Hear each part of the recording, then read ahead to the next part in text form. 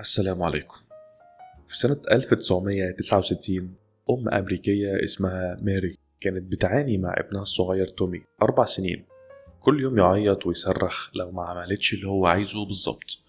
مرة في السوبر ماركت تومي رمى نفسه على الأرض وعمل فضيحة عشان عايز حلويات معينة، وماري كانت هتتجنن.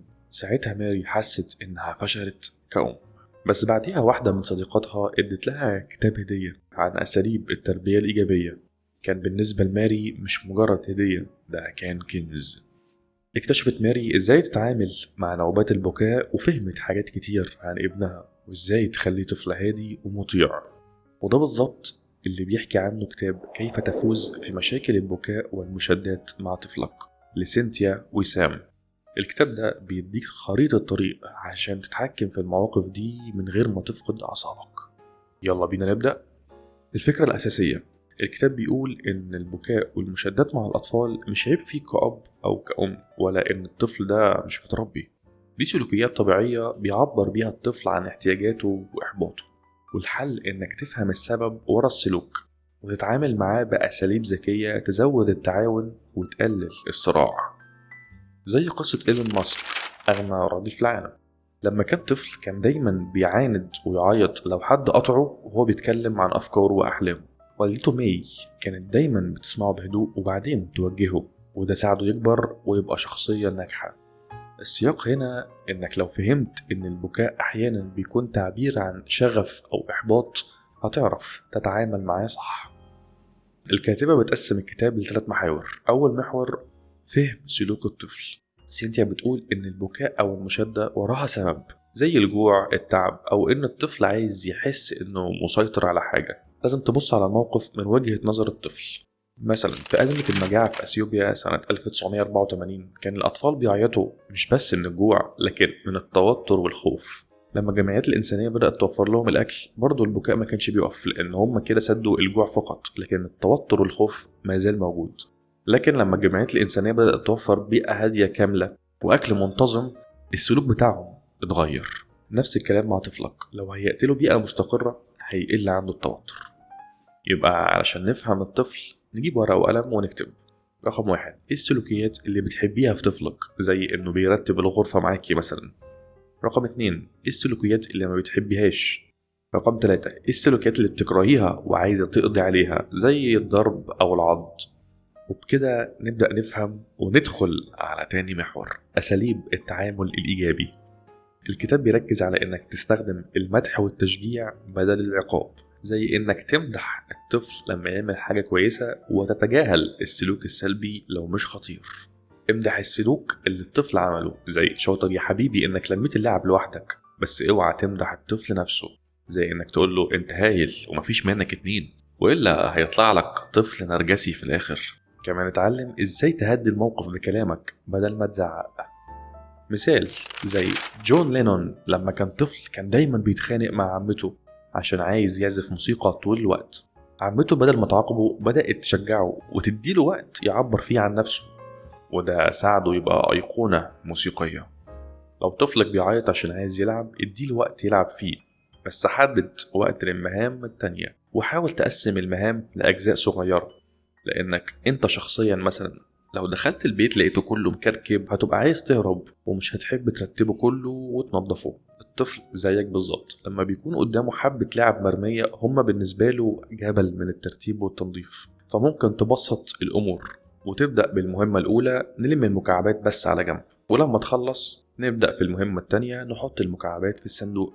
3: نلم الهدوم اللي على الأرض. 4: نحط الهدوم المتوسخة في الغسالة، وهكذا. ولازم بعد كل مهمة من دول نقدم المدح والثناء على السلوك اللي بيعمله الطفل. لما تبسط الحياة والمهمات هيعرف يعملها بشكل أسهل. وزي ما مدحنا السلوك الطيب، برضو لازم نتجاهل السلوك السيء. زي لو الطفل بيعمل سلوك غير مرغوب فيه هنتجاهله تماما، ولا هنزعق ولا حتى نكشر. تجاهل تام. واحدة واحدة هتلاقي الطفل هدي، لأنه هيعرف إن السلوك ده ما بيجيبش نتيجة، وهيدور على سلوك غيره يعمله. وممكن نعمل شوية حاجات تساعد على التعاون بينك وبين الطفل، زي تقديم الاختيارات. اديله خيارات في طلباتك عشان ما يحسش إن المعاملة كلها أوامر وخلاص، زي تحب نلم الغسيل دلوقتي ولا بعد الظهر. وبعد ما يختار وينفذ السلوك نقدم له المدح والثناء. إنما لو رفض تماما فهنعرفه إن إحنا كده هنختار بالنيابة عنه. أسلوب الإبلاغ، يعني نبلغ الطفل وننبهه إننا كمان شوية هنتغدى. هتلاقي بعديها فعلا لما تقوله يلا الغدا هيسيب اللي في إيديه ويقوم بتقبل. الاتفاق المشروط، يعني نقول للطفل لو وضبت الأوضة هسيبك تلعب على التابلت شوية، وطبعا لازم ننفذ الاتفاق، مش عايزين نخش في حتة الكذب.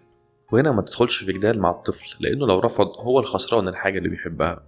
عمل جدول بالسلوكيات اللي بنحبها من الطفل على سبورة مثلا في غرفته، وكل ما يعمل حاجة كويسة تتكتب ونكافئه عليها معنويا أو ماديا. تالت محور، وضع حدود واضحة. الأطفال محتاجين يعرفوا إيه المسموح وإيه الممنوع بس بطريقة مبسطة. يعني بدل ما نقول للطفل بطل اللي بتعمله يا حبيبي، نقول له سيب المقص اللي في إيدك، وطبعا بنبرة صوت حازمة. لو الطفل رفض هننتقل للتحذير والعقاب، ونعرف الطفل إن في عقاب، ويستحسن تكون مدة العقاب صغيرة، بلاش الخصام بالأسبوع علشان الطفل ما يتعودش والعقاب يبقى بالنسبة له حاجة عادية. إنما لو الطفل بيعيط عياط ليه علاقة بطلب عايزه، زي لو بيعيط علشان عايز يتفرج على التابلت قبل النوم، هنا هنقول له بهدوء في وقت للتابلت ووقت للنوم، ودلوقتي هو وقت النوم. هنا انت حطيت الحدود بحزم. الحدود ممكن تكون صعبة في الأول على الطفل لكنها مصدر كبير للأمان. مثال على ده، في الحرب العالمية الثانية كان الأطفال في بريطانيا بيعانوا من التوتر بسبب القصف. الأهالي كانوا بيحددوا روتين يومي واضح زي وقت النوم والأكل، لأن الطفل لما يتعود على روتين بيحس بالأمان، لأنه عارف إنه كمان شوية هو وقت الأكل، وبعديها وقت اللعب، ثم وقت المذاكرة، وبعديها هياكل تاني وينام. فالروتين مع الوقت رسم جوه دماغ الطفل خريطة فيها المسار اليومي، فبيحس بالأمان لأنه عارف الطريق أوله إيه وآخره إيه. نفس الفكرة لما تحط حدود واضحة إيه ينفع وإيه ما ينفعش، الطفل بيحس بالأمان والاستقرار. النقد الاجتماعي، في مجتمعنا كتير مننا بيسيبوا الأطفال يعملوا اللي هم عايزينه علشان يتجنبوا البكاء أو المشادات، زي الأم اللي بتدي ابنها موبايل علشان يسكت في المطعم. المشكلة هنا بقى إن دي رشوة بتخلي الطفل يتعود إنه يتحكم فيك بالبكاء والمشادات. الكتاب بيحذر من ده وبيقول إن التساهل المبالغ فيه بيضر الطفل على المدى الطويل علشان بيخليه ما يتعلمش ضبط النفس. وده زي كتاب فن اللامبالاة لمارك مانسون اللي بيتكلم عن إنك لازم تركز على القيم المهمة في حياتك، وهنا القيمة هي تربية طفل واثق ومستقل، مش طفل بيعتمد على رشاوي. كمان كتاب زي معجزة الصباح اللي بيحث على عمل روتين يومي، نفس الفكرة لما الكتاب هنا بيقول إن الروتين بيقلل المشاكل. نصايح عملية، اسمع للطفل قبل ما ترد. لو ابنك بيعيط اسأله ايه المشكلة بهدوء، زي ايه اللي مضايقك. ده بيخليه يحس انك فعلا مهتم. الطفل مش عدوك، هو بس بيحاول يعبر عن نفسه. مدح السلوك الكويس، لو طفلك رتب لعبه قوله برافو الترتيب ده خلى الأوضة زي الفل.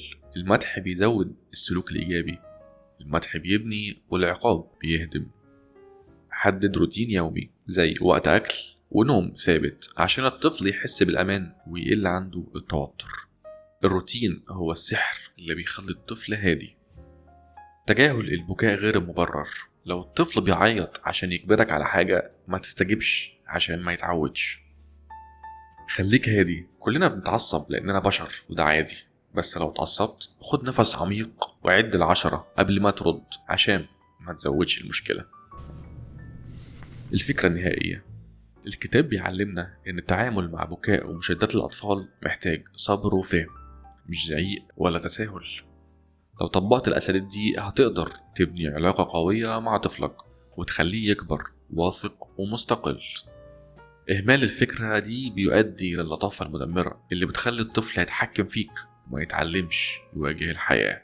وبس كده، اكتب لنا في الكومنتات ايه أكتر موقف صعب واجهته مع طفلك وازاي تعاملت معاه.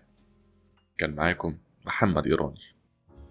وطبعا لو عجبك الملخص ده ما تنساش تشترك في القناة وتدوس لايك، وخليك معانا للآخر علشان ننصحك بكتب تانية زي الكتاب ده.